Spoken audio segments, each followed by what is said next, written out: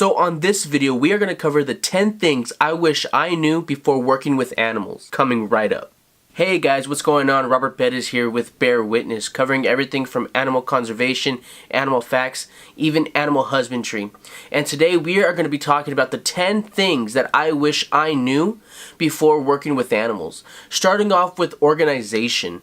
I strongly believe that organization is the key point to working with animals. And one of the things that I think is very necessary to have is a planner or a journal, or if you have your iPhone, put in your notes or Google Docs, whatever that you like to use. Make notes of things like what day you're working with what animal, what time, what exactly are you doing with the animal, and what kind of environment will you be working with. All of these 4 different things help you decide what gear you're going to need, what exactly is going to take place, the amount of time. And one of the things that I like about having a planner with you, or like I said, your phone or anything, is that you could look it up. Okay, got to do this. Perfect. Now, let's go deeper into that. Now you're going to have this animal. Okay, well, go back into your organization book or your calendar, whatever it is, and think, okay, well, we're working with this animal. Let's see what we have to do. You have medication, and if it's injured, you have rehab. You have to feed it. All these things. There's multiple things with taking care of an animal, cleaning its environment, things like that. So just make sure that everything's organized and everything's very, very clean and tidy, because that makes a perfect workspace for you. So the second thing that I want to talk about are what kind of tools that are necessary when working with animals. Certain animals call for different tools. If you're working in marine husbandry, then you're going to need either a utility knife or a pocket knife. You're going to need some water-resistant boots or shoes. You're going to need chapstick, because going into this water, if you're snorkeling or if you have on your AGA gear, which is all your scuba gear, you're going to get cottonmouth, and cottonmouth can lead to chapped lips very fast. And it's very important to keep your chapstick with you in your carry-on bag or anything. And when I mean carry-on bag, that's another tool. It's a little bag that you carry with going to the tank, going to the side of the ocean, wherever you're going to call base. Keep it there with you. Make sure it's dry. Another thing is, if you're working in these kind of environments, make sure you have fresh water, because there's nothing like coming out of salt water, which pulls all the moisture out of you, drinking fresh water to get all that moisture back, all those small electrolytes that you've just put out. And you don't notice this, but when you're working in this environment, you can actually sweat. Your wetsuit's going to try to keep your body temperature normal, so your pores are going to open up and maintain the heat inside the wetsuit. So you're almost going to have this moisture once you take it off, and that's the sweat coming out of you. So another thing that I recommend is, if you're working in cold water, have some hand warmers or have some pocket warmers. You crack them, put them in. It's very, very important to make sure your body temperature doesn't drop to a hypothermia level. And all of this, I didn't know going into this work area. I came in and they're like, hey, we're going to need you to do this, this, this, this, and this. Like, okay, cool. Let me hop in the water. I'll do it. Well, I hopped in a normal wetsuit thinking, oh, I got it. Came out with all the rest of the crew, and them seeing put on chapstick, drinking water, and putting hand warmers and everything. And I was just like, why are they doing this? And they told me, like, where's your side bag? And I was like, what do you mean side bag? That's where they kind of explain, okay, well, we need to go more into detail on this part. Now, if you're working with reptiles and with birds, it's kind of different. You're going to want some off, because it's going to be outside. You're going to have mosquitoes. You're going to want some sunblock. You're going to want, again, water, your utility knife or your multi-purpose tool that has a screwdriver in it, both standards and Phillips. You're going to want to have a knife on you. And the knife isn't to defend yourself against animals. It's to the fact that if you see an animal caught in a fence line, you can cut it. If you see an animal caught in a net, you can cut it. Those are just little tools that I use on a day-to-day basis working with animals. So let's go on to number 3. I recommend any certifications that y'all can get. Me personally, I had my CPR, my first aid, and my AED certification. What also got my foot in the door is that I had a lifeguard certification. Everybody was comfortable in the water with me because they knew that if anything happened, I'm one of the guys that can go down, rescue this person in distress, and get him out safely. And so that's one thing I recommend, is to get any certifications that you can, because it's going to help you in the long run. So the next thing that I want to talk about is rescuing. When I say rescuing, it's not a fact of going out and finding an animal. Now, it could be that this organization or this aquarium hired you for the rescue team. That's great. I recommend anybody who wants to go rescue, go to these areas. They're going to show you everything that you need to know to help rescue. For me, it was that I was handed an animal from the rescue team. At this point, they told me, here's an animal, get it back to full health so we could put it back into the wild. Okay. Well, I didn't know how to do any of that. I didn't know what the first step was to take or anything. My coach, you could say, said, okay, well, let's evaluate what's wrong with the animal first. We assessed it from outside of the tank first. Never jump into a situation that you don't know that you're going to be 100% safe on, because accidents happen a lot. So going off of the rescue section, let's go into the medication part of this video. Medication for both the animal and you is very important. Your vet will come in and tell you, okay, I need this, this, and this for this animal. Again, organization. Organize, organize, organize. You can put on your tablet whatever you have. It doesn't matter. I don't care if it's a crappy napkin. Write it down. It's going to help you in the long run. Put vet coming today. For what animal?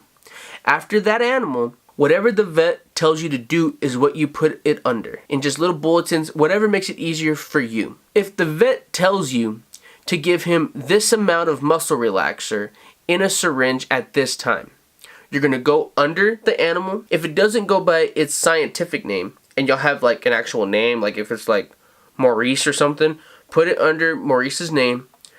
Muscle relaxer, 3 o'clock, syringe to wherever part of the body you need it. At this time, the vet will know, what did you do at 3 o'clock for this animal? You tell them, oh, I gave him a muscle relaxer in a syringe at this time. You are the right hand of the vet, because the vet will take care of the most dramatic things. Other than that, you're the one that's going to give it medicine. Now, say a snake needs some blood thinner because you have to drain some blood. So what are you going to do? You're going to give them in your frozen rats. They're not frozen, but they're going to thaw them out. You're going to inject the blood thinner into the rat and then feed it to him. After that, the blood's going to be thin. You calm him down and you're able to pull the sample that you need. So when it comes to medication, make sure you pay attention and make sure you're following what the vet says or what your lead says. Continuing on to the next topic is cleaning. Cleaning is a very important thing to have. One of the things that I would do is on the outside of the tank, we had one where kids can come over, pet whatever was swimming around. We had some horseshoe crabs that we would get into the tank and show them exactly what a horseshoe crab is, info. That salt water would splash over a lot. And on the bottom, mold will grow. So one of the things that you can do is put bleach into a spray bottle, close it up, and on the outside of the tank, not on the inside, on the outside of the tank, on the bottom where all the mold is growing, just spray it. And let it sit there for about 10 to 15 minutes. Then you come with a toothbrush, just a moldy toothbrush. Don't use your toothbrush, but just a moldy toothbrush, and just scrub it. After you scrub it, get some paper towels and wipe it off, and you're good to go. You'll probably have to do that maybe once a week. And if you really make sure everything's clean, probably once every 2 weeks. Now, another thing are magic erasers. This you could put either in your tool category or in your cleaning category. One of the things is that you want to get on the inside of the tank and use a magic eraser, which is one of those sponges that cleans everything off. It's just amazing. So you want to go down and just scrub, scrub, scrub, scrub, scrub. And it takes all the foam off of the glass. It takes everything off, all the gunk, all the algae. It makes it look clean. Then you do it again on the outside. This makes sure that all the fingerprints from the kids and the little ones who put their mouths on it and just like lick all over the glass and everything, all of it's gone. You want to disinfect all that because then it's going to happen. Another kid's going to come and do the exact same thing. So you don't want the kids to get sick, but at the same time you want it to look nice. So jumping into the next thing on this list that I think is very important is the feeding process. Now for feeding, there's 3 things that I want you to remember. Okay, it's simple. There's amount, style, and type. And amount, it's simple. How much should I give this animal? Not a lot of people really understand, because a bamboo reef shark is going to eat different from a black tip reef shark, and both of those are going to eat different from a eagle ray or a cow nose ray or a stingray or different things like that. When I was making this list, I couldn't figure out what was more important and what was less important, because they're all equally important. Each one helps the other. So this next tip or this next topic that I can give you is breeding. I wish I knew the seasons, and I wish I knew how they mated for these animals. Only because when a shark mates with another shark, the back of the fins, they have nips, because that's how the male shark would actually latch on to mate with the female. They hold on with their mouth and they're gonna get bit. And I had a lot of people tell me, oh my gosh, the shark's eating the other shark. And I was like, what? So I went to my lead, and lead's like, no. Like, they're breeding. This is their season. And I was like, oh, okay. So I learned a lot working with these animals now. So every time after that, someone would come up like, oh my gosh, your sharks are eating another, like, they're eating one another. No, I would have to explain to them, it's their breeding process, it's their breeding season. And same thing with tortoises. They're gonna be like, whoa, and then their kids like, what's going on? It's just one of those big, like, dramatic things, and their parents like moving their kid away. But it happens. And at that time, I wish I knew also, like, hey, it's around this season, let's put them in a private little area, that way people aren't freaking out and they can have their own privacy. Yeah, so without going too deep into that, let's hop over to another topic. Another thing that I think is important is handling. And what I mean by this is, how are you going to hold this animal? How are you going to carry it? How are you going to get it from point A to point B? Just make sure you know exactly where to pick up the animal and how to pick up the animal, because you don't want to hurt it, but you also don't want to hurt yourself. Before we get into number 10, I want to thank everybody who has viewed, watched, and subscribed to my channel. And if you really like this video, just go ahead and smash that thumbs up button and subscribe for more future content. Anyway, let's talk about number 10.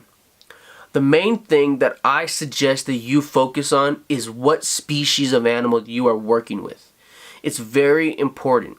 I had to make sure I knew a lot about each species that I worked with. From the ponies to the sharks to the stingrays to, you name it. I had to get books from libraries. I had to research. I had to write notes out. I had to write everything to make sure I knew exactly what to do with this animal. And I knew exactly how to care for myself in these situations. So really just think about, what is the animal you want to work with? Put all of your knowledge into that. All of your time. Really focus on that point. Make this animal your focal point and then branch out. It can be from its habitat to its diet to its location to the history. Really get to know the animal that you're going to work with.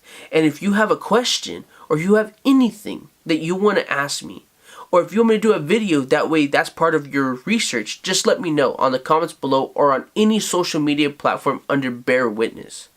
Trust me, it's going to help you no matter what. All 10 of these tips are going to help you. I wish I knew all of this when I was working with animals, because then it would have been such a smoother transition going into this career. But I want to thank you for joining me today, and I want to thank you for sticking around. I'm Robert Bettis. This is Bear Witness. Bye.